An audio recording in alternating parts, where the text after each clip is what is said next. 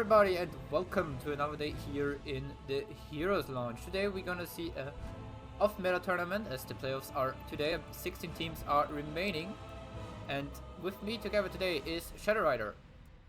Hello everyone, I hope you're having just as a great day as I am. I just woke up an hour ago and I am ready to go get right into the action today. Samu, are you guys excited as I am for those matches today? I definitely am. There are currently 16 teams remaining. I'm sadly not able to show a very good bracket, but we've got left. Hello everybody and welcome to sorry for us out. There we go. We've got our first game, Terra's Heavy G against Team Hotzi, and they will face off the winner between Schulpfrische Witten and Lux Strikes again. Also, we've got some big team names in with Feel the Heat and Pepe Malady, who watched the West will know those two teams. And also Complex having some very interesting players with the sides of Gia helping them out. Indeed we do, and in fact I casted game by Team Complex just the other day. I gotta tell you, I was quite impressed by the types of strategy they employed, and it wasn't the usual meta picks you'd see. It eludes my mind right now what kind of picks they brought to the off-meta maps, but there's certainly something to look out for in this tournament. Team Complex, that is. When we are about to be in the lobby and be ready to start, we can take a short look at the map draft. As we see from the blue team, Terra's Heavy G, we see the removal of Warhead Junction. Team Hotzi decides to remove Blackheart's Bay. And as Terra's Heavy G having the map choice, they will go and bring us towards Garden of Terror. Okay, so Garden of Terror, not exactly a standard map, but then again, not exactly the most not standard map, if we can put it that way. Compared to, like, say, Lost Caverns, Garden of Terror is practically a standard map. And for those of you unfamiliar, Garden of Terror is a 3-lane map, fairly big, and the objective is what are they called? Garden Terrors, I believe. Kind of similar in a way to yeah, I think that's what they're called. It's kind of similar in a way to the what's that other map with the objective pushes down lanes automatically. That's the one. Yeah, that's the one. That's the one. So kind of similar to those two. As you see the maps up here, you also see that Braxis holdout is in Hanamura Temple, Haunted Mines, and no, that's not Tomb of Spider Queen, it's Lost Caverns. I sadly don't have a picture for that to add here. I'm just gonna use Lost Cavern because it has kind of the same theme.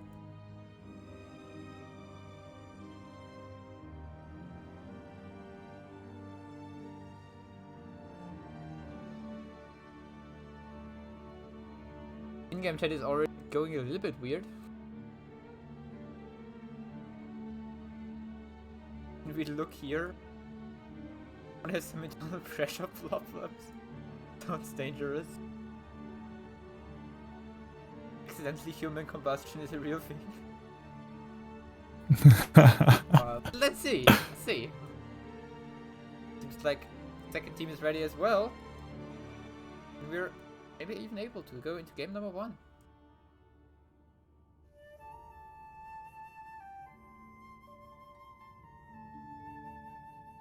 Are we though? Are we really?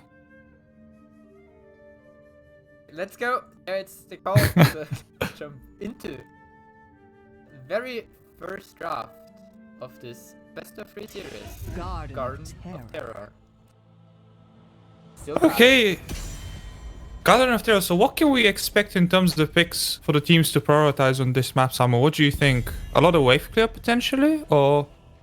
I'm not sure, but if you think you know something about the team, you have your definite favorite, exclamation mark bet A for Terra's Heavy G, or exclamation mark bet B, the number of points you want to bet on them for Team Hotzi. We already see the first bans coming out, very interesting one from Team Hotzi, banning out the Butcher. And on the other side we see Kel'Thuzad removal. Okay, of course you see on the side of Team Hotzi, you see Spark, who is known for his Kel'Thuzad, because he's just one trait of this hero. Yeah, I'm not surprised to see that Kel'Thuzad ban early on. It seems Heavy G, they've done their research and they know what they're facing. So they've come prepared. I like it. I like the above banner as well from the side of Team Hotzi.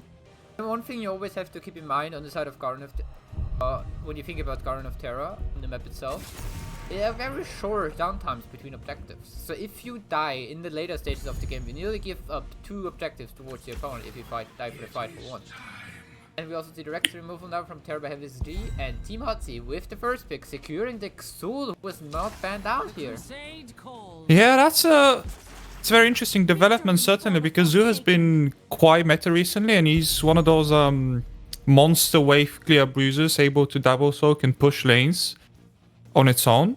He's arguably probably one of the strongest picks right now you can, and if in most games, if you see him being open after the first ban phase, you usually immediately want to move for him. There's no downside to picking Xul, really, and the answer is Joanna and Sylvanas, another 2 solid picks. 2 picks with very high wave clear from their side. So if they lose an objective, they also have tons of wave clear, especially Sylvanas when you get the objective, able to disable those structures and push in. Keep in mind this Garden Terror spawns a little pot which disables structures as well. So if you have to make sure you don't overlap them too much. In the meantime, Frankie 3 PX for the raid with 22 people. Okay, here we are in the second ban phase, already over actually. Just as I started saying this, we see Ming and Morales being banned out. Obviously, Morales being the ban for Team Hotzi, as they've already picked the healer, so it kind of makes sense to limit their opponent's healing choices. And let's see, I expect to see Heavy G. Why Morales?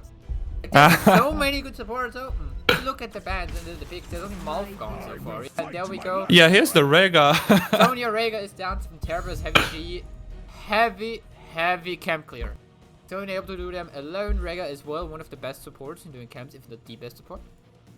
Probably the best because of that W, the lightning shield. Such a great talent, or rather such a great ability for taking camps. And when you look on the map, you see left 3 camps to the left side and 3 camps to the right side. So there's a ton of camps. Now, Destroyers in, boys. Death Wing picked up by Team Hotzi, and they pair it with the Golden, so taking up even more wave clear.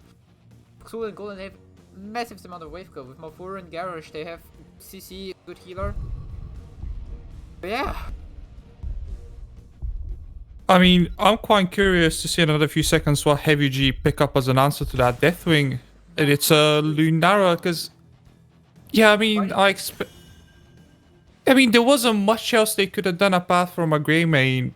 Like, they already have their brawler. They've moved themselves in such a position that they can't really respond to that Deathwing with a single pick anymore.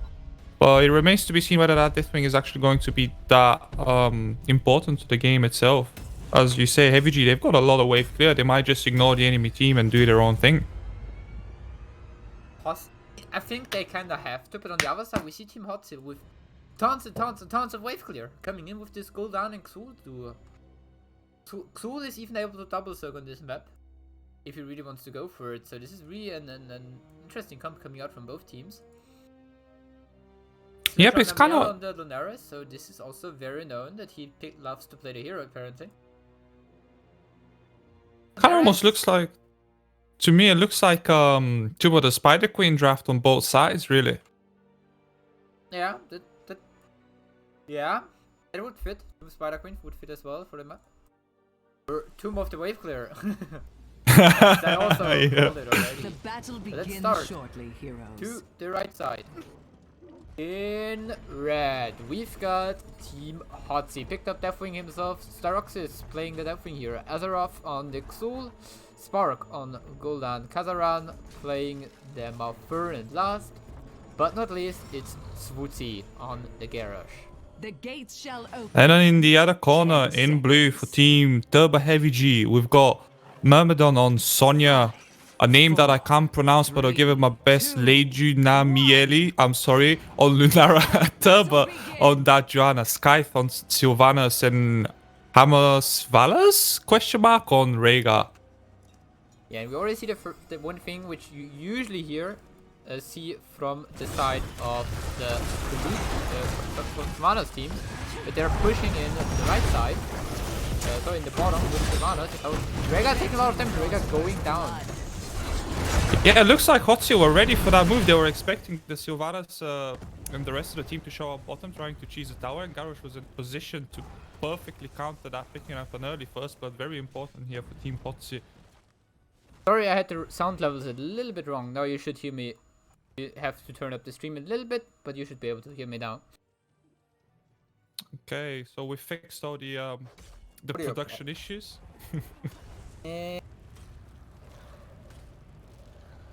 Some small lags come in. Sorry for that.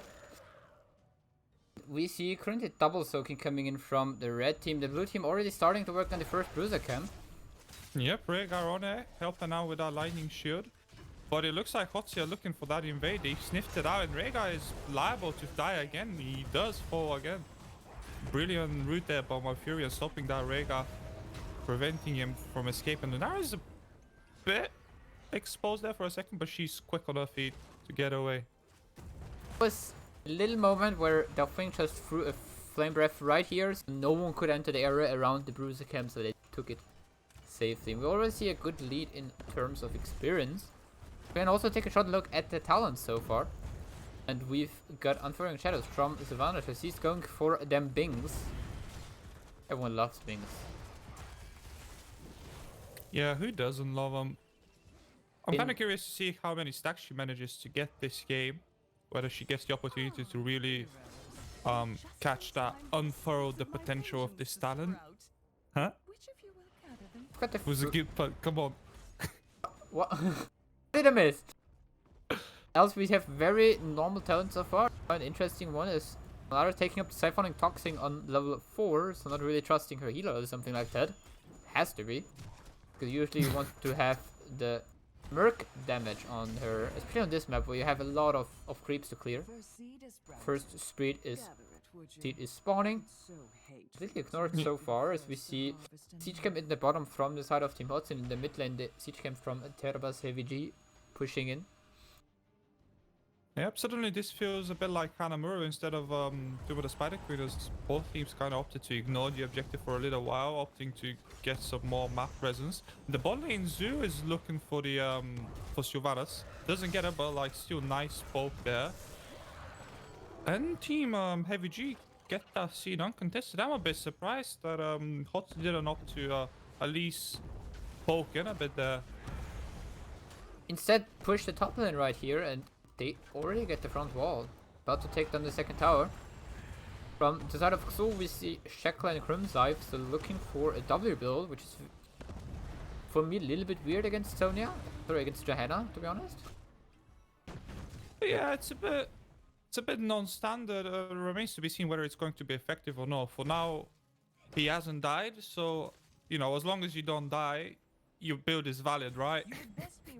I'm not sure that's how it works, but that's how I like to think of it. Anyway, second seed on the way, and this time it's spawning in favor of Team Hotz in positioning, that is. We also see them picking up the Bruiser Camp in the top lane.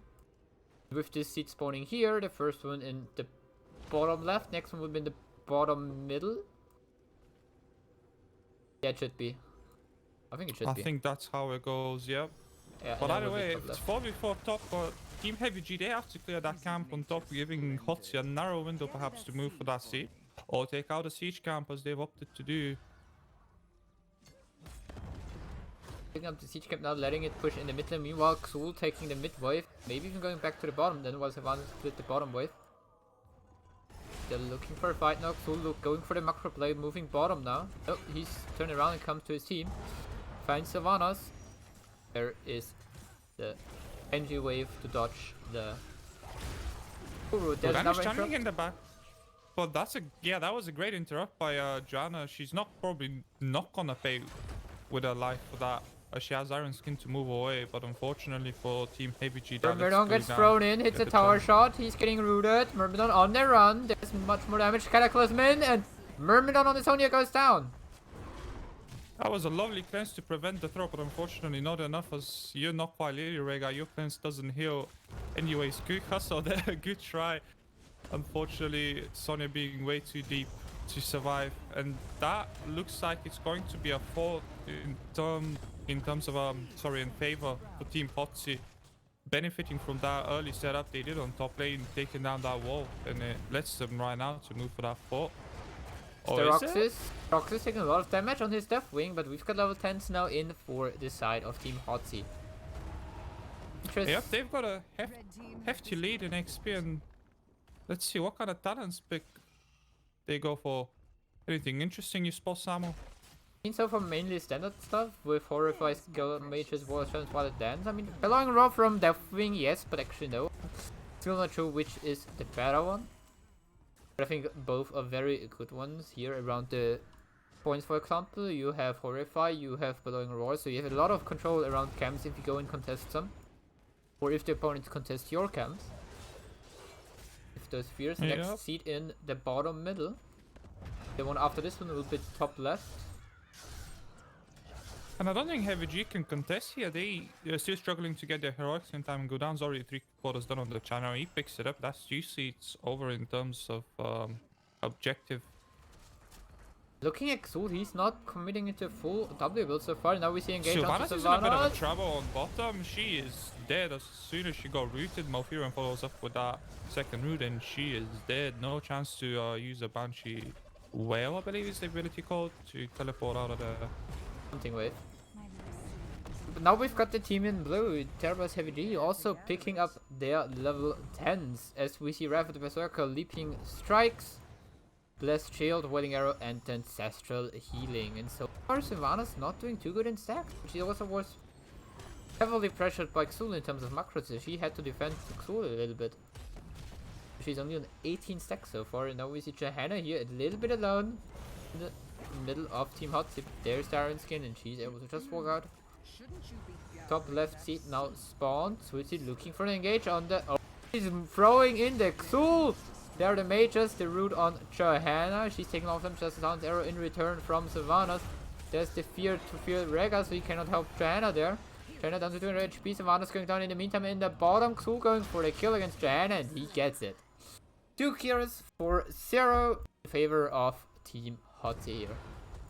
That was a brilliant engage by Hotzi, realizing that Sonya was going top for the tribute, realizing that it was going to be a 4v5, and immediately they made the call. They said, guys, we want to engage here. It's a fight that's probably going to go in our favor, and they took it, and it did pay out. Now we've got level 13s coming in for the team in red, Team Hotzi. We've got Bound by Shadow, which is also an unusual talent for cooldown, as you usually want to have the spell power, but with less healing. Because then you can just burst people down on the level 16 tier then. See fellow armor, so cooldown in the various of a little bit of spell damage, which is understandable against Lunara and Sylvanas, but both deal a lot of spell damage. And also some auto attack damage, so you have to watch out for that one as well. Meanwhile, the next seed is spawning, and this is going to be an important one as both teams are sitting on 2 out of 3 seeds. So whoever gets that one is... So still use Leaping Strikes as well. Warlord challenge hits no one. Now they fear against Rega. Rega in a lot of trouble. There's ancestral healing. It gets through! Rega's staying alive for now, but he goes down, and so does the Malfurion in the background as he was engaged by Lunara. Garrosh in a lot of trouble, ticking down from Lunara damage, and Xul staying alive barely there. Gul'dan, however, not so lucky. He falls down. Now it's mainly Deathwing against them all. The Roxas going in, getting the kill on Myrmidon on the Sonya, but now we've got Deathwing and Lunara. This is one Lunara should not lose, as Lunara is just able to hibbity hobbity around Deathwing too much. Should not take too much damage. Sorry. But yeah, here we go. There's the Leaping Strike to the fort though. Oh wow! What a commitment shown there by the Lunara player. What? Oblicious coming out and Zeus dropping before Malfurion has a chance to heal him. That was very well played by Gianna, realizing that she had an opportunity there to pick off an enemy hero. Unfortunately, I don't think she can contest that tribute. She manages to use one final shield glare there, but it's not enough. This the third seed, as I said before, for Team Hotzi, they're able to pick it up, as Johanna is not able to disrupt it anymore, and now we see the Garden Terror spawning, Garrosh coming in. What are they called? Garantera. I believe they are, yes. And it's very scary right now for Heavy G because they've already lost 2 forts. Bottom guard and Terror already on the keep. The mid fort practically gone and top is pushing into keep level as well. Heavy G have to they really have to show us here a perfect defense unless they want to fall too far behind. Xultia's respawn is now on his way, and here we see the overgrowth plant, which disables the structures. And yes, you usually want to focus it down so that your structures shoot again. But then now the Warp Beaver taking a lot of damage. Only arrives to Berserker going in, but she's get thrown out by Garage. The root, there's another root from Xul coming in, but no more follow-up top lane. Meanwhile, the plant taking on the keep wall, but also about to fall. Hotzi here might commit for that mid keep depending on how confident they feel with that 16 talent tier advantage. Doesn't look like they want to commit too hard for the keep, which is probably the right call. Lunara's getting in a bit of an awkward position. Veshio comes out, barely protecting her, and Ancestral also connects. However, Sonya's a bit exposed. She's gonna get rooted, but no, perfect cleanse from the Rhaegar player there. Well done. Now we see the keep is taken out. It's the first keep of the game. 12 minutes into it. Now they're switching their sides and looking for the bottom keep.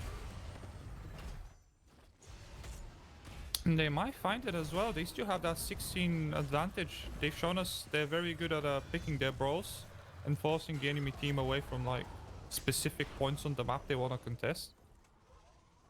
Plus there's a catapult shooting at that keep, which is not helping the matters for Heavy G whatsoever. Okay, catapult's dead, no more. Rip little catapult. So we see Garrosh looking for something. Yeah, just making sure his team is able to get the cruiser camp safety. Oh, a lot of stuns coming in, damage. Sorry for those lags. Yep, lags again.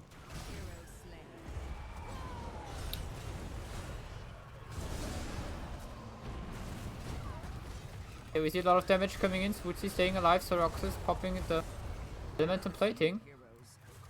He's able to stay alive. Is it lagging for you too? They're coming very close. Yeah, I guess some cut-ins and cut-out periods. The server is doing funky stuff today again. Yep. That's not only place outside. Also minded, I'm sorry for that one. The next seed is spawning in the top lane. Probably Heavy G's best chance of coming back into the game, taking that seed and making the most of it.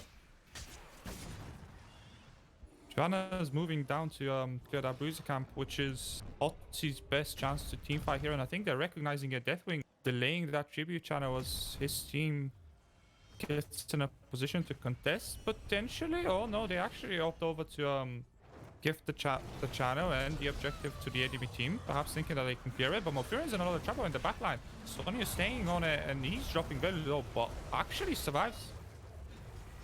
Rise, my terrors. Suck the life from your enemies. Sorry, I have no idea why it's lagging so hard for me. I am actually not lagging right now, funnily, and I am not sure what's happening, but the show must go on. Yes. Okay, 2 Garden Terrors down already.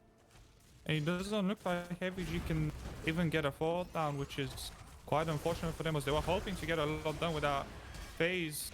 Lunara gets down by immediately cleansing the backline. So far, no one's done. Garrosh, although in a bit of trouble. Sonya doesn't want to commit too far for him, understandably doesn't want to go into that. Zoo comes out with a root, but Sonya's fine, able to just pop Whirlwind and spin away happily ever after. Matt through, and it looks like Sylvanas in a lot of trouble again, gets thrown behind the red gate there. Damu has this brilliant. He has reconnected back into the game. What is happening? Blizzard, please fix your servers. It's not about What Blizzard is this time. happening? It's not about Blizzard this time. It's my internet apparently. It's the stream also lags. Oh, I know we've got S in the 20s chat in. for Samu's internet. We've got 20s in for the side of Team Hotzi. Yep. Not seeds. Let my terrors grow. in terms of choosing to make most of it invading a siege camp on the side of take no contest and probably moving to confirm that bottom keep. Deer spawns that little tree guy to tank the shots, letting his team be marching onto the core. Zotzi already attacking that core. Is Heavy G going to react quickly enough to stop this? Sonya is still top. No, she's recording. That's a proper 5v5. Beshu comes out. Mofurian's stuck in a rough spot. Garrosh throws him out. However, Nzu is the first one to fall. Heavy G coming through with a bit of a lead in that team fight. And Mofurian also in a bad position. Kills now in favor of Heavy G. They're smelling blood. Finally, something's going right. Down in Garrosh, potentially the next one to fall. Nice fear from Gul'dan. Potentially buying enough time for Garrosh to leave. Nope, it's down. Good chaser. Rega, also good chaser. Definitely trying to get out with his I don't know what the ability is called, but it looks awesome. And he did manage to get that out. Are you back, Samu? It seems so. Stop downloading prone while casting. I'm not downloading anything! I just have to make sure that everyone is out of it and afterwards. Heavy score's kinda dying. Sonya is back to defend it in time, but 20% already down.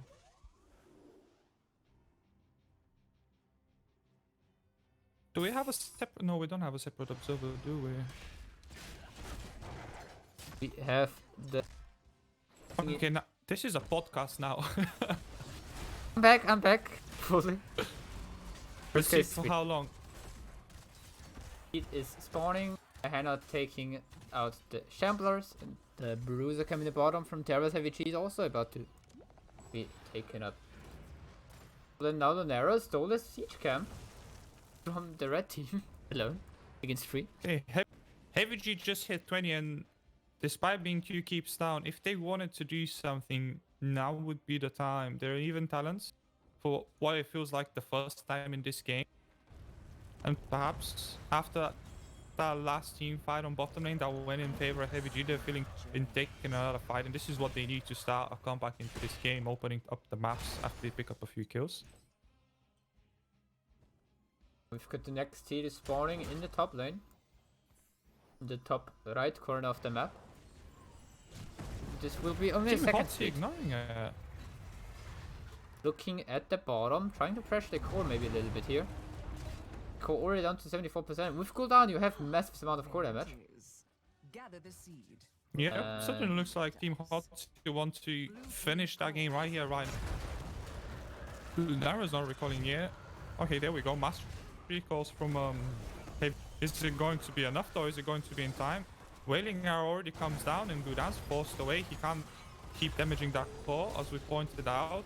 Twilight Dream. And meanwhile, Garrosh being abandoned in the front line, he falls, but Sylvanas is the counter pick, and it's 4v4 here, or rather 4v3, but it doesn't look like Hotzi can confirm that core, not quite yet, as Sonya gets the channel on that seat. Sonya getting the seat in top lane, where we also have the Bruiser camp pushing in now for the side of Turbo's Heavy G, which already take down most of the core. Down here we see an invade for the siege camp.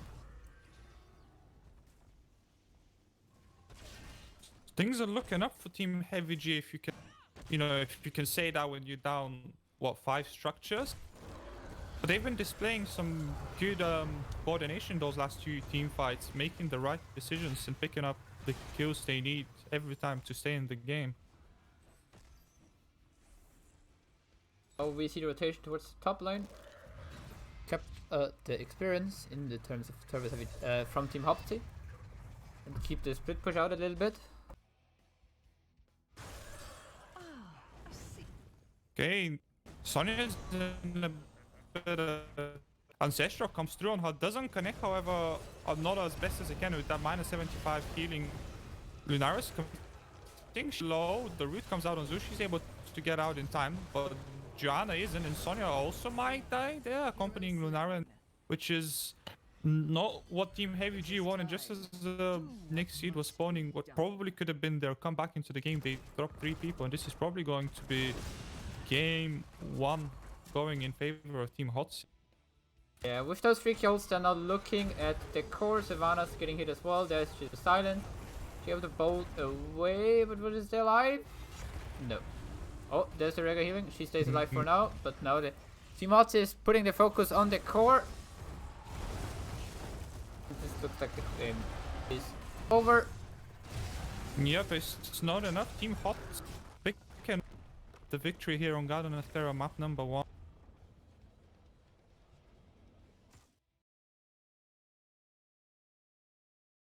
And with this said, I'm gonna throw you over towards the web screen.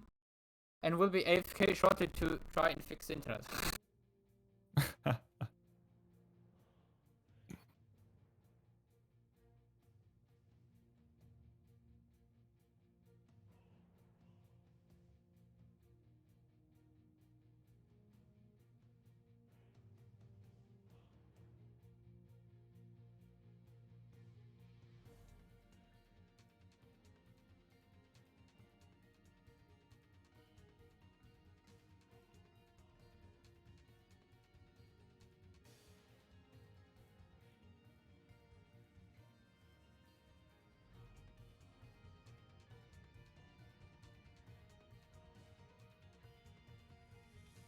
Here I am back.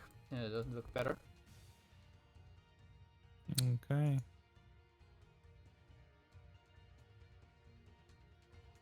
Who gave Team Hot Six Soul and Deathwing Monkeys? Yeah, it's a rather scary combo, isn't it? Yes, it is a very scary one. Now we've got Team Terrible's Heavy G picking up the map pick. Bringing us See what they go for. to Lost Cavern. This picture now displayed as Tomb of Spider Queen because we don't have a better picture. I am excited. I love Lost Cavern. It's about as off meta as it gets, really. You can argue it's not even a map. Like, you got 3 lane maps, you got 2 lane maps, and then you got Lost Caverns. Like, should I tell us a bit about Lost Caverns? Because some people might not even on it. They might not be familiar with what it is. Lost Caverns is originally the area map, so only 1 lane. Everyone got a random hero and choose between one.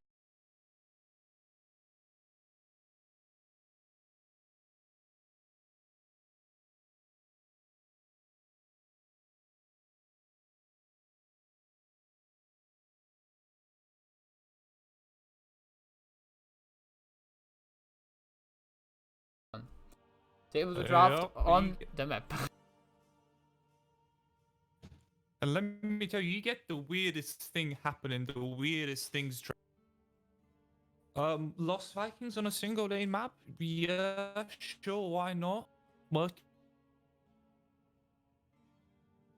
I've seen too many abathurs on Lost Caverns, but oh well, it's never too late. Right this way. I will try to restart the router in the meantime. Using the other internet. How many internet providers do you have? Yeah, I have 2 only. So it's not too big of a choice I can do. This should hopefully go better for now. Here's hoping. Is it even...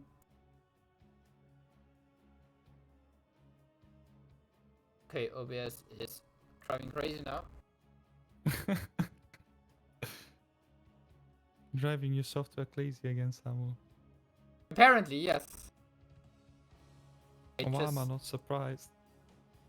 I just hope it's going live soon again. Okay, now it's reconnecting, it should be fine soon. Both teams are already in the lobby. After this one, we're gonna have a short break. Just try and fix it. Now we've got a 76 seconds delay, which is quite amazing. 76? Yeah, I don't think anyone's going to be stream sniped. Can I see yes in the chat for Samuel's stream delay? Yeah, after this one, we'll have a short break and probably we'll be able to fix it then. Get a little slots running around trying to fix stuff. Although I'm not sure what you can do to fix your internet. I mean, if the connection is lagging out. Restart router. Yeah, and then restart the routers like again and again and again. Like alternatively try to connect to the internet via the plumbing or something. Might be better than. Yeah, at this point it might be better actually. Now we already have the first team ready. I think we're about to ready. Yeah, But it looks like it. Okay, here we go, Lost Cavern. I am excited. I want to see this draft. I am curious as hell. Lost Cavern is really fun to draft on this map because first thing you have in your mind are those typical brawl heroes, Thrall, Zul'jin and stuff. Mm-hmm. But you already kind of play around and try to get a main tank in, which is very weird. Also, you have to make sure you've got a support. It does not use too much mana because LC's all the time.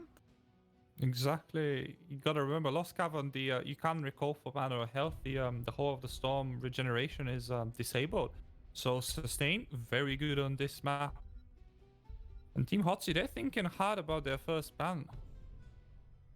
What is it? Increasing the time of the betting for 1 minute, so you have a little bit more time due to the big delay of the stream. Terrabas Heavy G, exclamation mark, bet A, and the number of points you want to put the bet on them if you think they will have what it needs to get back in this game. Number 2, exclamation mark, bet B. If you think Team Hotsy looked pretty good in the first game, from what you have seen, and we'll be able to close out the series here.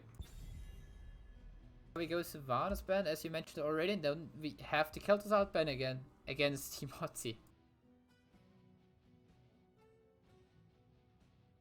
Okay, so no Kel'Thuzad 2 games in a row. Heavy G really don't want to face that Kel'Thuzad, understandable. Quite the playmaker.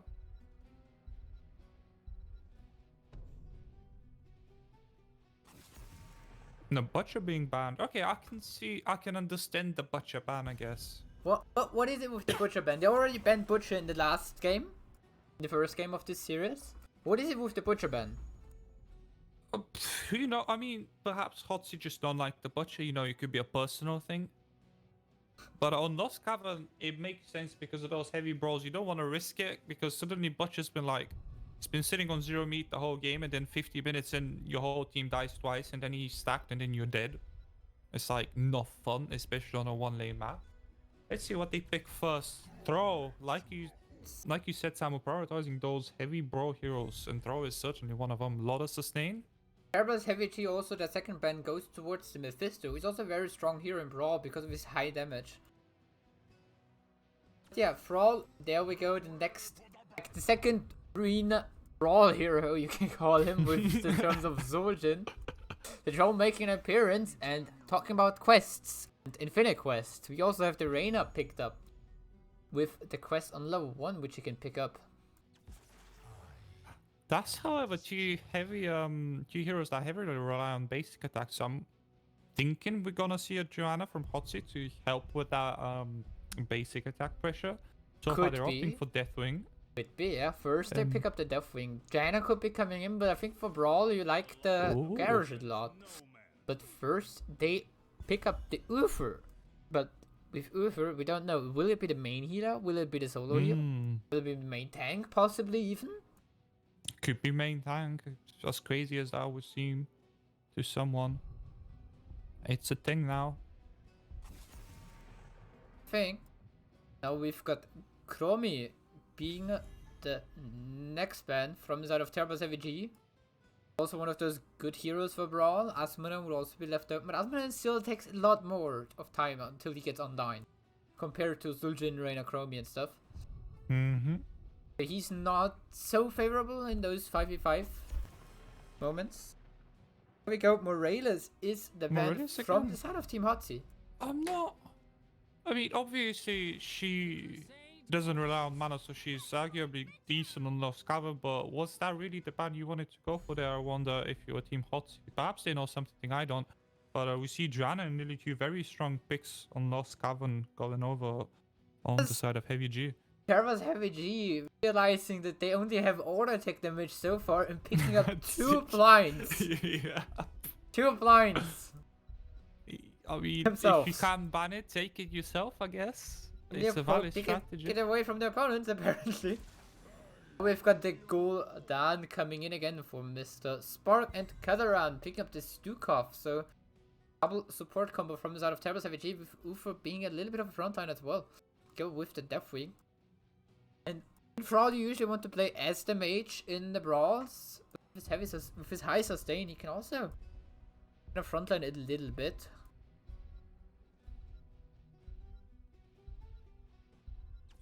Will be the last pick. Malfurion. That makes a lot of sense because Malfurion can also, you know, he has that innovation, I believe is what it's called, to give mana. I really like Heavy G's draft here. I think it's very solid. Only problem I see from Malf in this combo is that Malf is having a lot of mana issues when he has to belong in the fight. True, up until 13 he's going to struggle, probably.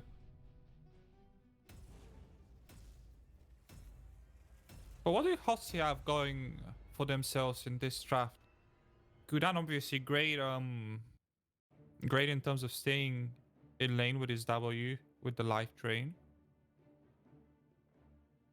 Do you like the Deathwing pick here, Samu? I like the Deathwing pick again. I like the Deathwing pick very much. Which he has been using a lot of Morellis in the group play. Oh, that's possibly a reason for the ban. Okay. You already said it before, honestly. But anyways, we are about to go into this game number 2 of this best of 3 series, Lost Cavern. And we start to the left. Terribly Heavy G, 1 map down so far, trying to come back in this game number 2. We've got Myrmidon on the China, Hamas Valas on Lee. Terba playing the Malfurion, side on Zul'jin. Last but not least, we've got Lishon Amiel playing the Rainer. And in the right corner in red, currently 1 up in the series, we've got Team Hotzi with Swatzi on the Uther, Kassaran on Stukov, Azeroth on Throw, Spark on that Gul'dan, and finally Sterox is on the Deathwing, the Destroyer himself. Looking at talents, of course, we see Veteran Marksman picked up by Rainer. So he's going for the infinite stacks. Hunter from the side of Zul'jin. Here we see the bottom wall already being attacked here. Oh, that's already 4 stacks for Gul'dan coming in there. Yeah, but I don't expect Gul'dan's going to have a lot of trouble stacking easy when it's just a 1-lane map. So I expect to see that quest being completed fairly soon. And not surprised to see Crash Lightning from Throw, which I usually tend to refer to as Trash Lightning, but on a 1-lane map, it certainly makes more sense to pick that. Yeah, as we are 50 seconds into the game, he already has 3 stacks on Crash Lightning. Already looking good in this department. Yep, and so far I don't think we've had any major lags. So hopefully the connection stays stable. No, I mean, at least not on my end. Judging from the voice. Definitely pushing back Zul'jin and Lily for a moment. He's committing in, going into melee form, looking for that Zul'jin pick. Doesn't quite find it, but it's a nice amount of poke, forcing him back. Got to push in here now a little bit. Yep, Hotzi picking a small XP lead, which is always great on a 1-lane map because you can't really go to other lanes to soak. It's just you're stuck at that 1 lane.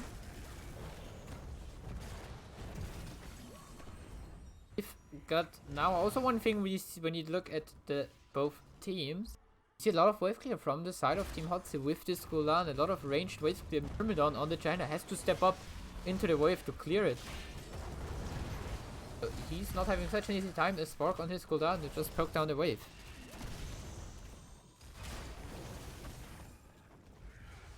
Ruth is going for a key build, which is his Silver Touch quest.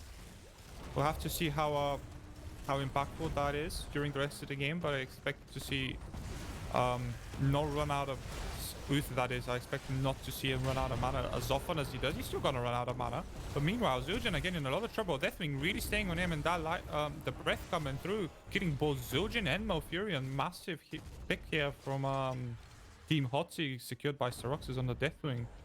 But one thing a lot of people underestimate is the foresight of Deathwing, I think. This is what, in my opinion, makes Deathwing really strong with the heat wave. The AoE damage around him when he hits people with his W. Now Deathwing going into the air, getting his plates back as he missed one. He should be able to land now. Yeah, he's landing there. Lily's in a lot of trouble under the Stukov. Root and Chief falls down. Well played by Caster there on Stukov. Securing a third kill for his team. One thing I really like seeing here from the side of Stukov is the biotic armor on level 4. So getting those 15 physical armor and 75. Oh, there's a trash lightning kill. There was a trash lightning kill from Thrall. Trash Lightning is now officially known as Wind Lightning. Doesn't quite have the same ring to it, but hey, I tried. Rainer's in a bit of trouble. He's running the wrong way, actually. Or is he? It remains to be seen. Throw heavily on the chase, but he decides to give up for now, that is. And Rainer poking Deathwing. I don't think you want to keep doing that, Rainer. I mean, if you can kite Deathwing, sure. Deathwing turned around. Was like, nah, you're gonna get a claw on your face. Claw to the face. Anyways, looking at stacks of Varusturgeon on 9 out of 30 for give him the X. Oh, there's the kill against Rainer. He oversteps his welcome a little bit there. And you have the Cirque of Silence coming through again. And one thing Team Hotzi have been doing well so far is controlling those globe generators, which are your primary source of sustain on this map, which is potentially what's letting them push so aggressive for the enemy structures. Obviously the kills, the 5 kills, they also help, but you can't underestimate the globes they've been continuously getting from both bottom and top globe generators. Having a short look on Quest, you see Ufu with 35 out of 80 on Silver Touch. Getting up to 40 now. 22 on Crash Lightning, Echoed Corruption with 36, and now we see them in a lot of trouble there. Zul'jin getting engaged, but he's fine. Lily Clan's coming in, he's safe. Zul'jin so far 0 kills for the side of Terra's Heavy G, so 0 kills, 0 stacks on Headhunter. There's Echo Corruption done. Yeah, here's that scary Echo Corruption finishing a 5-minute mark, and now Gildan's damage is going to ramp up, especially his wave clear, as if Team Hotzi struggle for wave clear. Oh, they didn't, but it's still nice for the extra poke, especially on the structures when Team Hotzi is sieging. Coming in. Pushing a little bit here.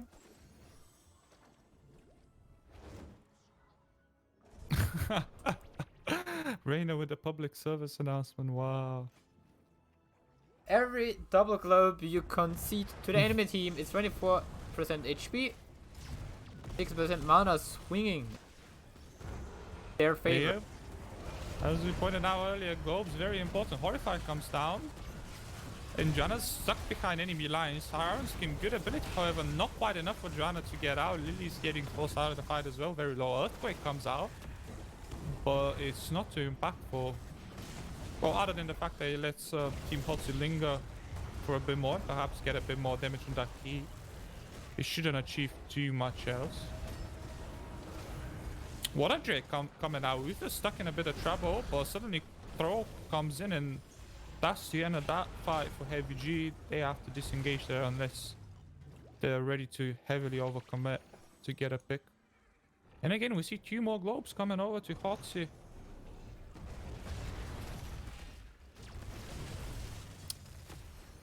A little bit of push in there. Already wave clear, as we saw from the side of Team Hotzi. They have so much wave clear. Really gives them a swing of favor. Now with the Hyperion clearing the wave. He's able to step up a little bit. Looking at ultimates, by the way, we've got Falling Sword, Water Dragon, just Dingo, Hyperion, and the Tranquility. Deathwing looking in, going in a little bit. Up there, trying to go for the play with his failing swipe. Not getting Lerchandamiel on the run, but he's fine. He's fine, but Lily is not. Wow. No, wait, he got Trash Lightning. Boy. Yep. And Zotzi coming through there with that Divine Storm on Uther, securing, get another kill on the Joanna for his team. Very well played. We could be looking at a 4 here for Team Hotzi, unless a miracle happens for Heavy G, and I don't think it is. Nope, that fault goes down. And 2-level advantage for the red team. Certainly not looking great for Heavy G.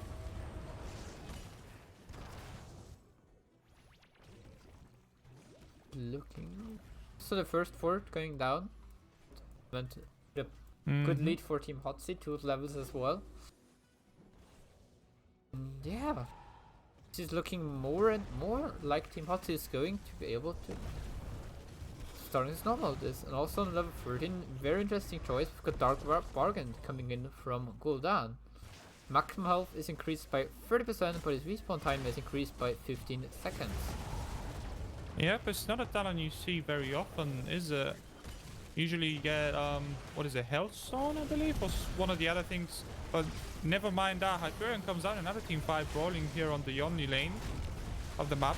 Definitely coming somewhat low, but he was never really in trouble or in danger there of dying. Hotzi disengaging, going up for that globe for the extra regen, looking to reset, and perhaps they're going to move in for another fight. Here comes the Horrify. Brilliant Horrify, the massive impact there on the back line.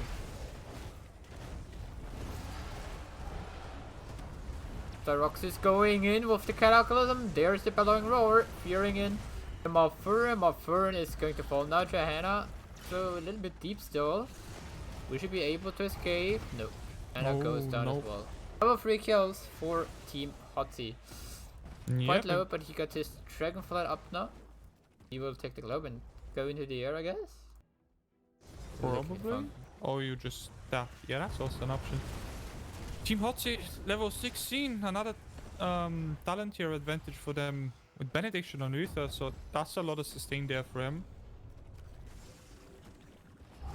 Got Swing with the Wicked Inferno and Conflagration on level 13 and 16. Looking to get some kills in, so he's taking a lot of damage. He goes down as the first kill for Terrible's Heavy G, but it's an Uther, so he will be able to actually heal now. With his Q, well, he's dead. He might be dead, but he's not quite out of the fight yet. As Team Heavy G, they look like they want to chase, and I don't blame them. They want to get as big of a temporary advantage, so to speak, as they can, but it doesn't look like they're gonna get much of a one. Finally, they managed to take a globe down from the globe generator. Hyperion comes out yet again a bit early. He doesn't get too much siege damage on the structure, but at least this time it's gonna get some. As the last time or two, it expired right in front of that wall. Luther back in the fight now. All taking some damage now. Got Turbo's Heavy G about to level 16 themselves. But now they have to back up a little bit as everyone from the side of Team Hotzi is back up again.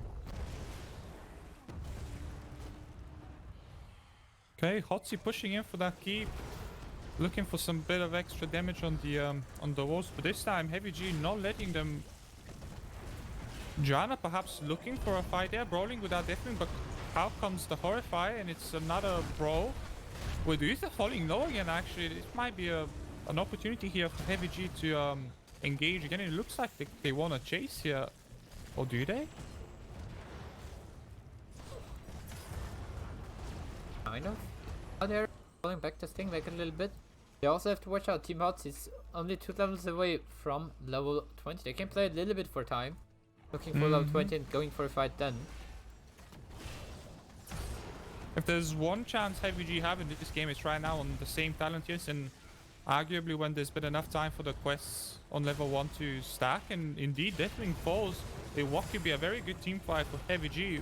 Uther comes out with the storm, with the Divine Storm, but it's not enough to save his life. He falls down as well, making this 2 kills for Heavy G in what perhaps has been the best team fight they've had since the beginning of this match. Another stack. Oh, goes down a little bit too far out. Goes down as well. And that's third stack for Zul'jin's Headhunter. And he's only 15 auto attacks away from U1 X to be completed. So then his Twin Cleave will cleave twice. Yep, Heavy G finding themselves a nice window of opportunity, getting a fall. I keep watching that Jan and hoping for a great falling sword from her, but so far she hasn't got too much value out of that ult. Of course, it's not too late. I think level 20 upgrade on it will be amazing.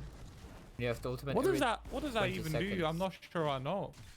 It throws some bolts down while you're in the air, and those bolts hitting opponents reduce the cooldown of Falling Sword. So you have it every 20 to 10 seconds up if you hit a few people with it. Oh wow. Which is amazing. But also with those team fights now from the side of Terrible Heavy G, we see them getting much closer towards level 20. So they're only one. They're not even a level behind anymore. But now we've got Team Hotzi picking up their level 20s. Maybe they are able to do something now. Yes, Yep, I we've expect. got Divine Protection from the Uthers. Increase Devotion's armor to 40 and its duration by 0.5. Stukov top off. Fervent Shields from the Thrall. Haunt coming in from Gul'dan. And now as well stood in the fire from Deathwing. I expect to see Team Hotzi pushing the lead here with level 20, recognizing that the last few team fights on even talent, it hasn't gone too well for them. So perhaps they're going to be looking to finish this game before 20 comes out for Heavy G, but it's too late. And like you said, Samuel, here comes that level 20 upgrade on the Falling Sword from Joanna. We also have the Dingo upgrade for Zul'jin with Mary Silence. Oh, there's the Fear coming in. Reyna going in. There's a stun. There's another stun. There's the Divine Shield. Reyna goes down, but there's the Falling Sword into the backline. Not Johanna, only on 5-second cooldown with her ultimate. There's Dingo. Look at his health bar, how it's just going up from the auto attacks. And it's only one kill, but now we have Johanna being able to use her blessed Falling Sword again and being able to move to sprint out of any opponent with Iron Skin. Yep, Joanna finally getting value there for the Falling Sword, escaping with her life in what could have been a very dangerous situation for Heavy G if she died there and staggering the death timers with Reyna potentially. But it doesn't look like Hotzi are done pressuring that keep. They're not backing off. Deathwing's in the air currently regenerating, dropping those meteors, but I expect to see him coming down pretty soon. Tin still missing 2 kills for Headhunter. Oh, there we see the engage onto Gul'dan. Taking a lot of damage and Gul'dan goes down. Yeah, that's probably what Falling Sword was picked though about for rather those kind of kills. Stukov's also in a lot of trouble. Stukov goes down. That's the 4th stack for Zul'jin. He only needs the Thrall, I think. Yeah, only Thrall is missing for Headhunter. And then we'll get an additional basic attack range, which will be amazing. Yep, Reyna's Hyperion's coming off cooldown, so I expect Heavy G are going to try for that keep with once Hyperion comes off cooldown, recognizing that they need to make something happen. And Gul'dan obviously dying with that longer death timer, glitching out our game, or at least it's glitching out for me. But anyways, he's going to be out of the fight for a few more seconds due to that talent. Hyperion does come through, keep down to 50%. Another Falling Sword coming out, throws in a lot of trouble. Earthquake's enough to keep him alive for now, while Deathwing engages in the back line. Oh, Lily's the first one to fall, and Joanna follows in a very unfortunate turnaround. That team fight for Heavy G, it looked like it was going great for them up until that Fear came through, Samu. It was a very good Fear they're coming in from, and oh, the root from Stukov against Malfurion. Brutal. That's the 3rd kill for them here now, and Team Hotzi now knowing they have to go in and push in hard, because once I have Terrible 17, we see the Reyna, we see the Zul'jin, we see the heroes with infinite stacks, and they are getting more and more stacks over time. Meanwhile, on the side of Team Hotzi, we see every quest already completed, so they are not scaling compared to their opponents. Now they're starting to look at the core. Yep, Horse engaging 5v4 and obviously recognizing that Horse Storm's useless, but Uther is the first one to fall. Zul'jin falls as well, but so does Deathwing. 2-for-1 trade so far in the favor of Turbo's Heavy G. And there's another Falling Sword. Another Falling Sword, not quite connecting with the Gul'dan, but I think that might be enough. Iron Skin comes through. The slows there on Gul'dan. Nice Fear to buy himself some time, but it might not quite be enough. Root from Turbo misses, unfortunately. Malfurion forced to pop his healing out to keep himself alive. Damage on Malfurion is huge, but the Tranquility is there to keep him alive. Now Spark on the run on the Gul'dan, and he goes down. There's the Earthquake coming in. They're chasing the Thrall. Yep, the falling saw cooldown reduction coming into play. Throw is gonna live there with Uther and Sukov healing him. It's enough. But Hyperion comes out and that keep is dead. I mean, if I was the one calling the shots, I might have saved that Hyperion for a potential power attempt. But it feels like Heavy G, they want to take this to the extra late game here. Perhaps giving Reyna and Zujin a few more stacks. With those more stacks coming in. With 1% damage so far on the core of Turbo's Heavy G, while Team Hotzi is still on a 100% core. There's another Falling Sword coming in, looking for Stukov. There's the cleanse. Really gets knocked away too far, so the Water Train does not land there. We've got Conflagration getting in with a lot of damage. There's the double stun on Zul'jin, but he's now getting cleansed and able to drop the Dinger. Level 20 heals him like to full. The Roxas on the Deathwing going down. And despite Heavy G engaging there without most of their ultimates up, and with Zul'jin only having the Stingo and perhaps a Falling Sword there, they managed to get themselves a nice pick, turning this into a 5v4, and I think they might be smelling blood here. Jahenna tried to go in and with another Falling Sword engage. Didn't work out quite as good as the last one.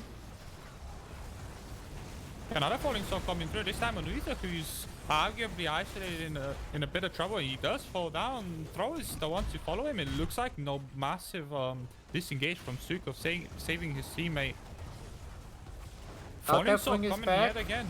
There's the Cataclysm! The slow Deathwing going in. He's taking a lot of damage. But is it enough? Oh, Reyna, so unlucky. The root from Thrall onto Reyna to keep him in. Deathwing Q, and now Jahenna goes down as well. 2 kills this time for the side of... Oh wow, Sky brilliantly played. Knowing that Stukov is, or someone is going to be coming for that globe, realizing he can stay in the bush and perhaps pick himself a nice kill. With what could be a very important pick, saving his team from losing the game and the series potentially, because it looked like Hotzi were going for that ball. And he's not done yet. He's looking for that. It's done! And Zul'jin goes down! Perfect CC chain down to Zul'jin, so he's not able to use his Dinger to stay alive. But with this being said, now we've got the 2 members which died before from Turbo's Heavy G respawning. Stukov just respawned as well, now on his way from the base to the rest of the team. We've got level 25 against level 25 here already. 20 to 12 in kills in favor of Team Hotzi. Yep, what a game this has been. 21 minutes, Lost Coven. Another Falling Sword coming through, recognizing that Zul'jin is going to be respawning soon, and Jana can look for an engagement. Water Drake comes out, connects on Stukov, but he's fine for now. A disengage comes from Stukov. Potentially buy some space and time for his team. Earthquake comes out. Earthquake. Throw is right-clicking core, but he falls down immediately, and Falling Sword connecting on the back line. Guran in a lot of trouble, so is Stukov. With this kill Earthquake being used, Turbo Heavy G on the run, following their opponent. The Falling Sword value, it's out of this world. Wow. Headhunter completed. Wait.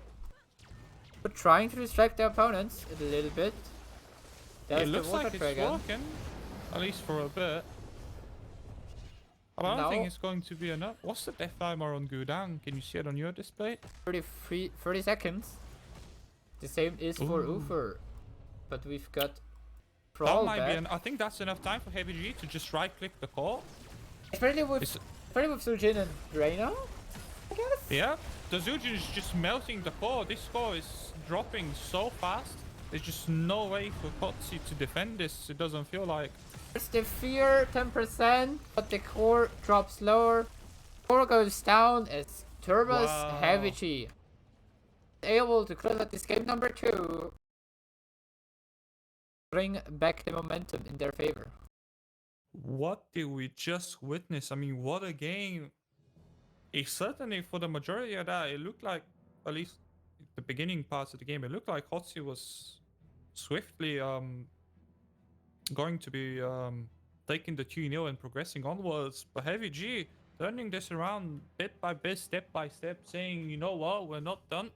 We're going to take this to map 3. Oh, I need a drink of water after that.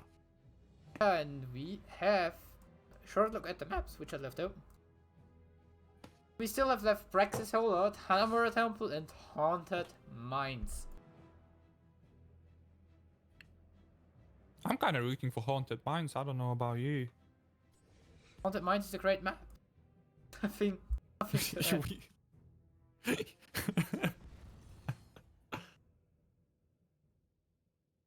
I mean, how do you top this type of game in game number 3? Like, we would have to witness something that's really out of this world to top what we just saw, that 25-minute Lost Cavern game. And there's one map you can probably do that is Lost Caverns.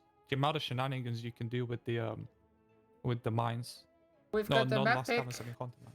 What is it? What is it? What is it? Team Hotzi. Losing the last map, they have the decision between map pick or first pick. They go for the map pick. Pick Brexis, otherwise known as Brexit Holdout.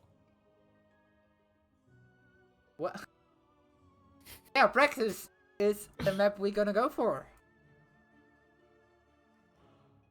Slightly more standard than Lost Caverns, I gotta say.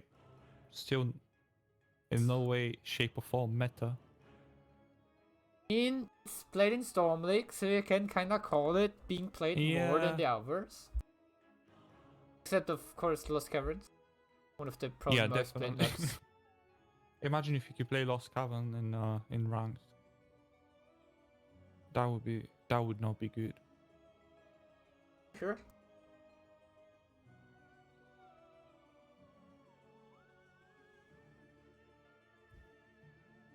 Okay, we've got the lobby made.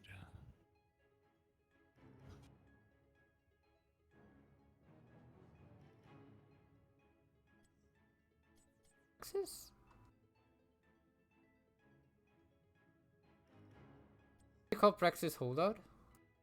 Mm-hmm.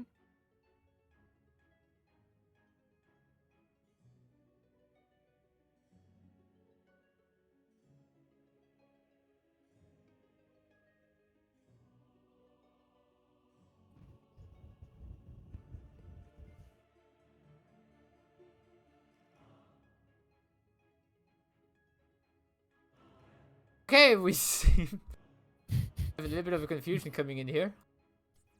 The team's opening Praxis Outpost, which is not Praxis Holdout. Praxis Outpost is the current brawl. Yeah, we all know. Good thing someone spotted that.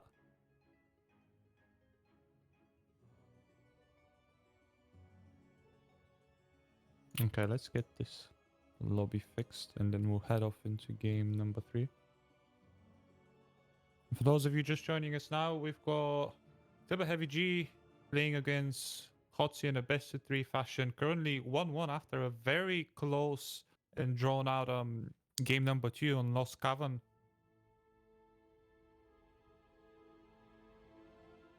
I think we've got the right lobby this time. Yeah. Praxis Holdout this time. Certainly looks like it.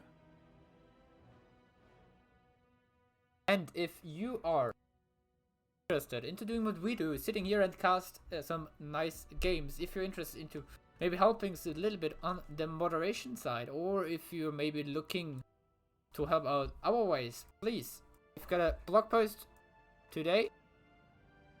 We are looking for volunteers to help us out in the league and keep up with the Heroes Launcher, with the great work we do here.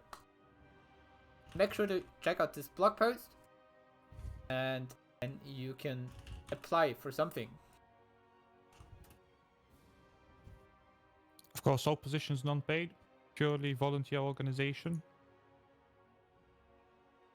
If you get famous though, hey, you get to keep 100% of your own income. What do you call it? Yep. Are allowed to keep your own income. Yes. What a privilege. Imagine that, keeping your own income. Wow. I mean, you probably still have to give some percentage of tax to the government, but like, hey, don't let me ruin your dreams. I mean, it depends on the country. Depends on the country. Depends on the country, yeah, true. Very much so. One player missing. Yeah, here we go. Everyone is in the lobby, and we're possibly able to jump into this game number 3. No betting set up yet. Oh, wow. No. Draft has to start for it. True. All I'm doing is advertising the bets mechanic, right? It's totally no mistake on my part. Yeah, I was just, promoting the bet mechanic. Good save. If you're not feeling you want to moderate or casting or anything, you can of course play as well. Heroes of the Storm, the way it's meant to be played. Exclamation mark sign up.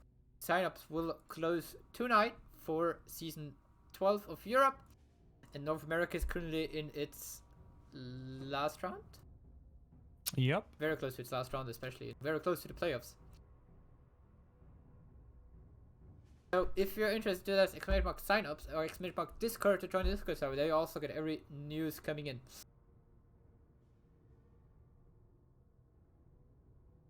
I think both teams are getting ready for our last game here on Brexit Holdout. Yep, both teams confirmed ready, heading off into the draft. Yeah, so let's start this last game of this best of 3 series. It will be nothing else. Come on, Hot! We will nothing else than Brexit Holdout. What a series it has been. Like, no matter who wins this, Hotzi or Heavy G, we've had some very good Heroes of the Storm today to start off our off-meta final series. Or rather, the finals for the first season. It is the first season, isn't it? It's the first off-meta tournament, yes. Mm-hmm. And do you think this is going to be a reoccurring thing on Heroes Lounge? Could be. What's the word from the production side? Could be. I'm just gonna up to there will be a next season also an off-meta tournament.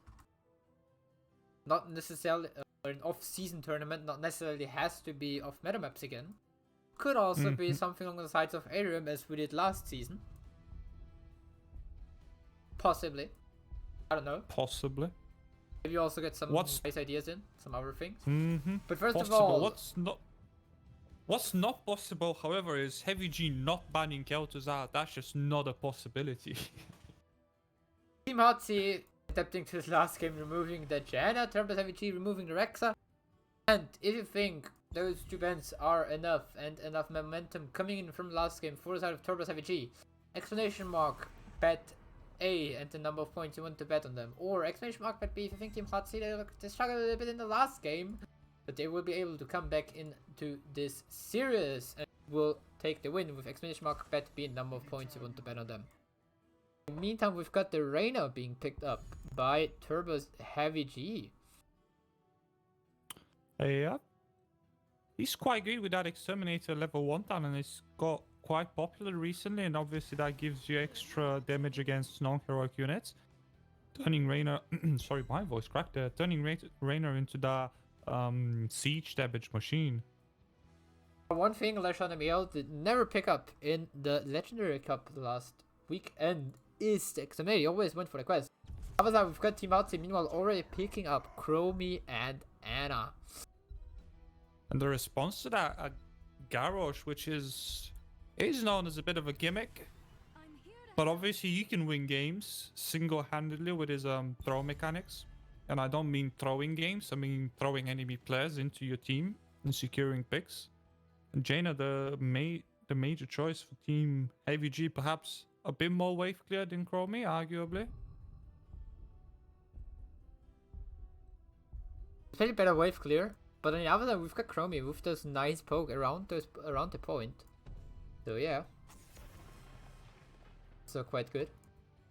And a Morphurium ban, which not surprising after last game, Hotzi probably quite impressed with with Morphurian's performance for Heavy G. Opting to respect ban that healer out. I mean, it's not a Morales, so we could see Morales now picked up from Heavy G potentially. I mean, do you want to pick Morales on Brex's holdout? Possibly.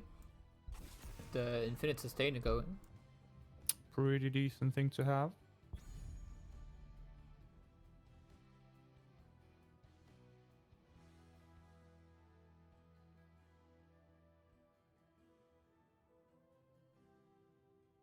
Now, next two picks coming in from the side of Team Hotzi. What will it What are be? they gonna go for? Time is coming low. Zoo, yep, Zoo was open. Probably not. It's not his greatest map. Brex is hold out as he can't easily rotate between two lanes to double sock, but still very strong pick nonetheless. In Tiro, I think that we've seen re-emerge a bit into the meta recently. I think also with the Xul being picked up here by Azarov, it is very possible that he goes into the Foreman and is more or less a melee assassin in this draft. Just making sure his team has enough waves in the Foreman. Meanwhile, we've got Lucio and Sonia being the pickups from Turbo's Heavy G. So no Morales, sadly. No Morales. But Lucio will have to make do. See, what's the answer from Hot? They still need a solo laner perhaps if Zoo is looking to join that 4-man rotation. Unless Tyrell could I think Xul will be Foreman because he's having a hard time against Sonia. And yeah, here we go. Yeah. Here we go, Chen. It's Chen. Time for some little pandemonium. Got the Chen last pick. Who doesn't like pandas drinking out the kegs? I mean, like, am I right? It's just great fun all around. Sorry, moving on from those terrible joke attempts. Game number 3. Brex's holdout between Heavy G and Hotzi. What do you think, Samu? Who's going to take this? Do you have any personal favorites? I mean, looking at the draft of Team Hotzi, I really like Swapperoo putting Xul into the 4-man, with the Root being the main CC in the 4-man, together with the Chromie, of course, being able to maybe burst the target down later on then as well.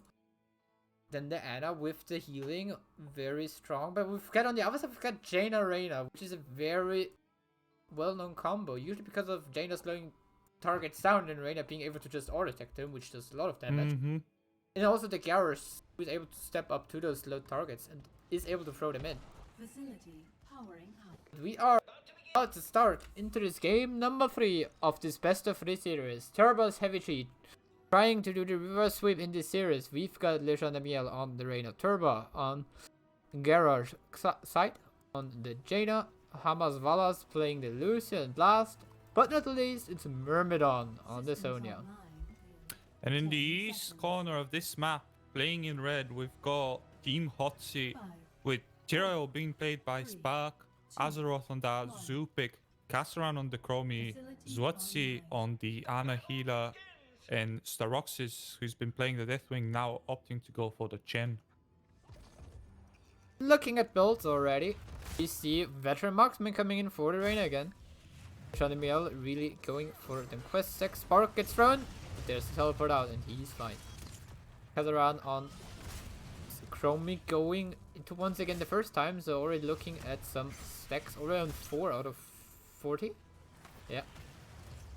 Now opting to sleep dart build. Garrosh going for Unravel Strength, looking for a little more throw range. Spark again, throwing out his sword, walking up to... Oh, there's the throw against Xul. There's the Bone Armor, slowing down the big Sleep Dart, and this is enough to focus on the Rainer with the Sleep Dart. Meanwhile, hitting Garrosh and Lucio. Yeah, but I'm not sure Turbo's going to want to throw that Zoo again in his team after what just happened. I mean, it's kind of a similar thing to throw an artist into your team. You just go into put him in a better position, deal damage. Another meteor comes through as a throw instead of what potentially was target for that throw on Tyrell.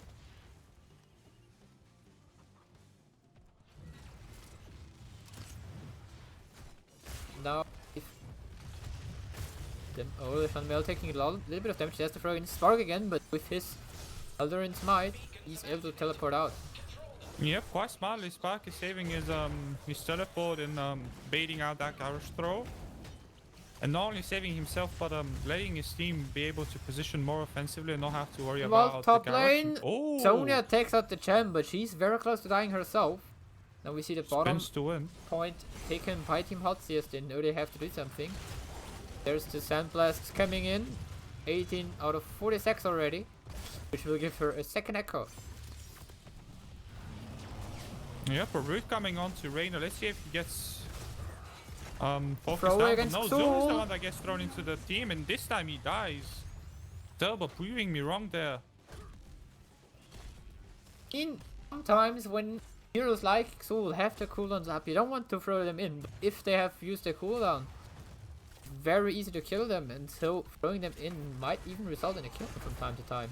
True, yeah, Zoo is very dependent on his cooldowns, and we see Heavy G with a big lead in the early beacon stage, depends how hungry you are.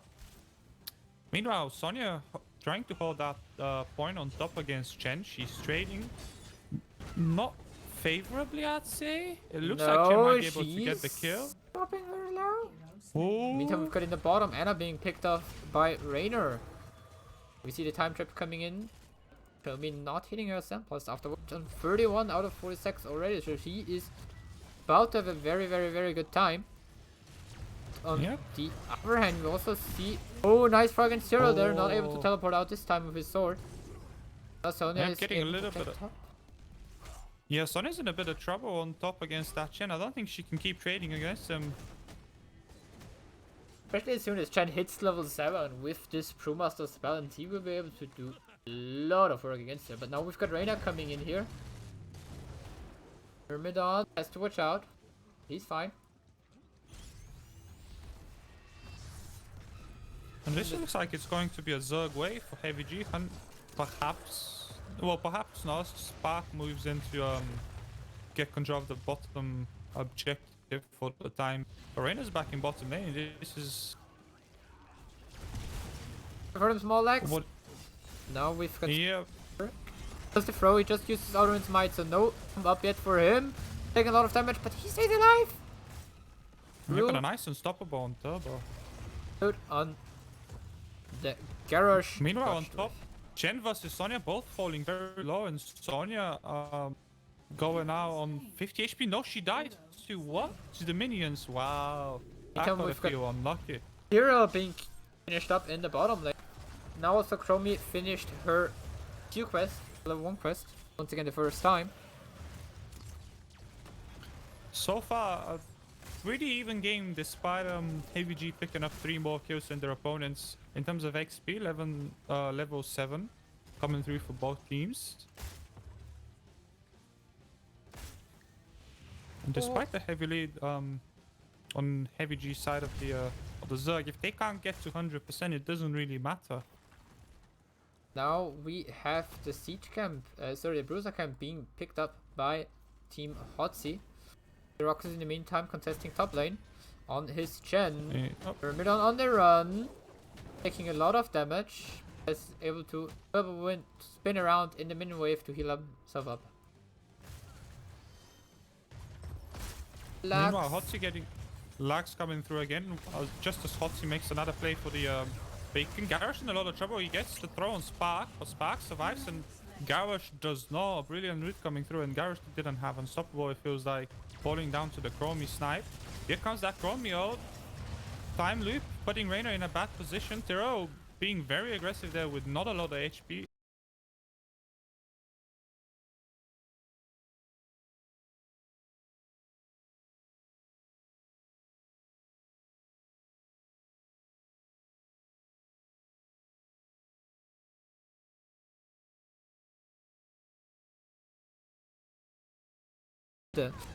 Chen again, which is going heavily in favor of Chen, and she's on the run, but she's not able to do too much there. And just pulls her off the point. She's now heating up in the minion wave with her